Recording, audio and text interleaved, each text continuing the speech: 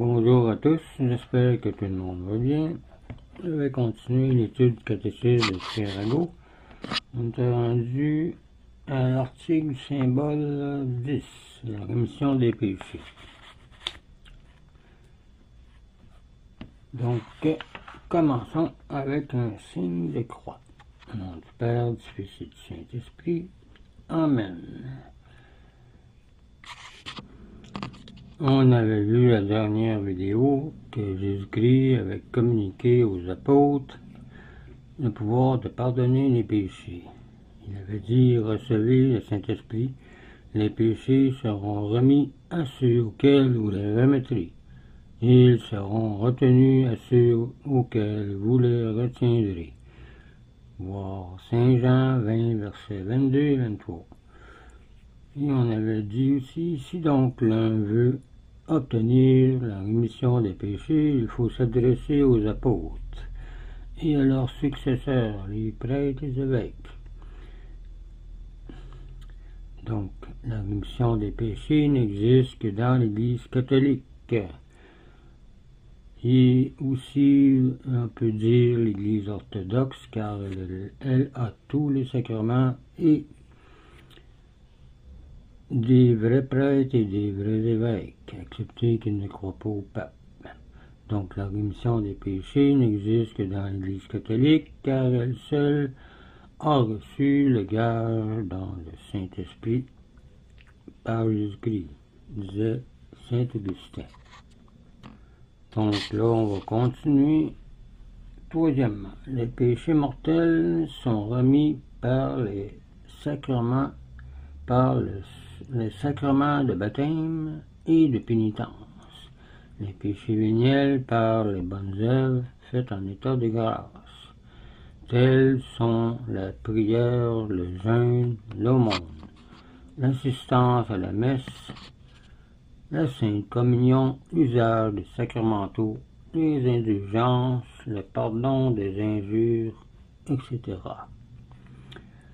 Le baptême est le vaisseau sur lequel nous avons été embarqués. Nous avons été embarqués pour le ciel. Quand nous commettons un péché mortel, nous sommes comme des naufragés qui ne sont sauvés qu'à condition de saisir une planche et d'y tenir. Cette planche de salut est le sacrement de pénitence. La rémission des péchés mortels ne peut s'obtenir ni par la prière, ni par le jeûne, ni par le monde, mais par l'absolution du prêtre. Ces œuvres peuvent simplement nous préparer à la pénitence, qui seule remet réellement le péché mortel.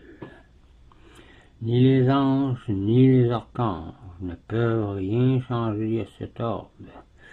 Jésus-Christ lui-même ne nous pardonnera pas sans la pénitence, si on ne pardonne pas à ceux qui nous ont offensés. Voir ce que disait Saint Augustin. Les péchés véniels peuvent être remis par l'usage de l'eau bénite, par la prière, la communion, la bénédiction de l'évêque, etc., disait Saint Thomas d'Aquin.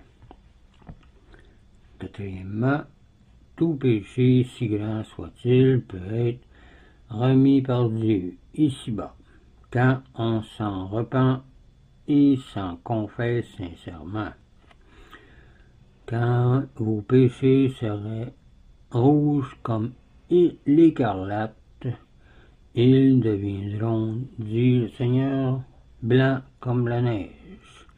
Et quand ils seraient rouges comme le vermillon, ils seraient blancs comme la laine. Acceptez le péché contre le Saint-Esprit, disait Jésus-Christ dans Matthieu 12, versets 31 à 32. Il dit, c'est pourquoi je vous le dis, tout péché et tout blasphème sera pardonné aux hommes, mais le blasphème contre l'Esprit ne sera point pardonné. Quiconque parlera contre le Fils de l'homme, il lui sera pardonné. Mais quiconque parlera contre le Saint-Esprit, il ne lui sera pardonné ni dans ce siècle, ni dans le siècle à venir. Excepté pour le péché mortel, le péché contre l'esprit, il ne peut être pardonné dans ce monde. Mais pour les autres, même si serait rouge comme le vermillon, ils seront blancs comme la laine. Disait Isaïe 1, verset 18. Et Dieu ne fait aucune différence pour le pouvoir de remettre les péchés. Il permet aux prêtres de les remettre tous sans exception, disait saint Ambroise. Accepter le péché contre l'esprit. Donc personne n'est donc assez impie, assez mauvais pour perdre tout espoir d'être pardonné. Il se repent sérieusement de ses errements. S'il se repent sérieusement de ses errements. Catéchisme romain. Il semble même que Dieu reçoive plus volontiers le grand pécheur, car cette infinie miséricorde l'honneur davantage. Il est comme un pêcheur qui aime apprendre les gros poissons. Et comme on a déjà dit, le péché contre le Saint-Esprit est le seul qui soit irrémissible, car il consiste précisément dans la volonté de ne pas se corriger ou se repentir. Il faut donc, la faute n'est donc pas du côté de Dieu, mais du côté de l'homme et de la femme qui, tout en reconnaissant le mal, ne veut pas cesser de le commettre et ne veut pas s'en repentir non plus. Or, sans repentir, sans conversion, il ne peut y avoir de pardon.